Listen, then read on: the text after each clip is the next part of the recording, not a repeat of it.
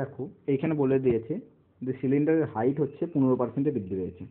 তাহলে হাইটের কত বৃদ্ধি পেয়েছে? হাইট বৃদ্ধি পেয়েছে 15%।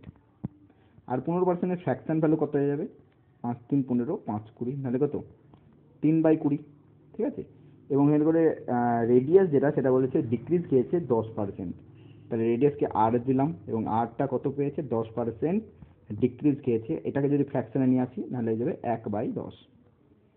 1/10। ঠিক আছে। এবার বলছে দেন the percentage change in the its curve surface area. Curve surface এরিয়ার ক্ষেত্রে ফর্মুলা হয়ে থাকে 2πr/h। কত হয়ে থাকে? 2πr/h।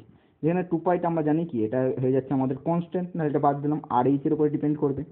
তাহলে দুটো গুণফল, তাহলে আর কি হয়েছে? আর 10 থেকে 1 কমে গিয়েছে, আর 10 থেকে কত হয়ে গেছে? আর 10 থেকে 9 হয়ে গেছে। আর এইচ কি হয়েছে? 20 থেকে 3 বেড়ে গিয়েছে, অর্থাৎ 20 থেকে 23 হয়ে গিয়েছে।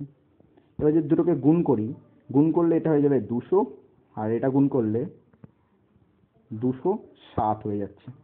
তাহলে আমাদের আলটিমেটলি বৃদ্ধি কত হচ্ছে? 7-এর বৃদ্ধি হচ্ছে। 7-এর বৃদ্ধি হচ্ছে কতর মধ্যে?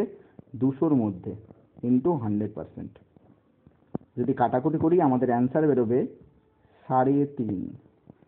তাহলে 3.5%-এর কি হয়েছে? বৃদ্ধি হয়েছে। 3.5%-এর বৃদ্ধি হয়েছে। অপশন নাম্বার হয়ে যাবে বি, রাইট অ্যান্সার।